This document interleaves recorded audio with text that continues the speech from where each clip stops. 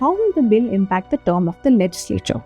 This bill may change the term of some assemblies and could lead to short-term legislatures in order to facilitate simultaneous elections. Suppose the president issues the order in June 2029 for a newly elected Lok Sabha. Then the first simultaneous elections could happen by June 2034. This will create two possible situations. For example, if you are a voter in Rajasthan, you will vote in 2028 to elect a state assembly for a 5-year term. This assembly will finish the term in 2033, 1 year before the simultaneous poll year of 2034. The elections will now be held to elect the assembly for just 1 year. The elections will be held again after a year for the 5-year term of the assembly in order to synchronize with the Lok Sabha polls. Let's now assume that the elections for Lok Sabha and all state assemblies are synchronized in 2034 and the next simultaneous election is scheduled for 2039.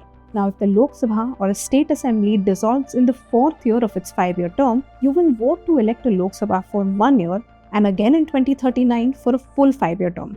Ineffective governance and voter behavior. If the term of the Lok Sabha or any assembly is too short, ministers may not get enough time to learn about the functioning of the administration. This could have an impact on effective governance and policy formulation. If the bill is passed, there could be instances of short-term legislatures, and it's unclear how a government elected for a short term would implement policies.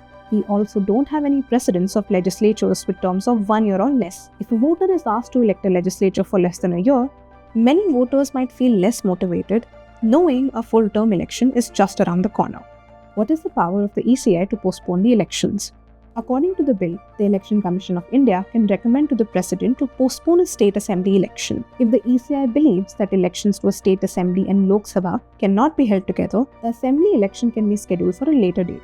The deferred elections will then be held for a curtailed period so the assembly can align with the next simultaneous election cycle. The bill lacks specific grounds based on which ECI can recommend deferral of an election. Under Article 356, elections can be delayed only if 3 conditions are met. Number 1, there is a proclamation of emergency. Number 2, the state is under President's rule. And number 3, the ECI certifies that there will be difficulties in holding elections in the state. The first two also need Parliament's approval, but the new bill removes these requirements, lowering the threshold for postponing elections. The Constitution says a state assembly dissolves after the expiry of its 5-year term. The bill allows for postponement of elections on ECI's recommendations without setting a time limit. This means state could be without an assembly until the elections are held. The bill does not specify who would run the government in the absence of an elected assembly. Click the link in the description box to read our analysis of these bills. For more such videos and legislative insights, follow us and visit prsindia.org.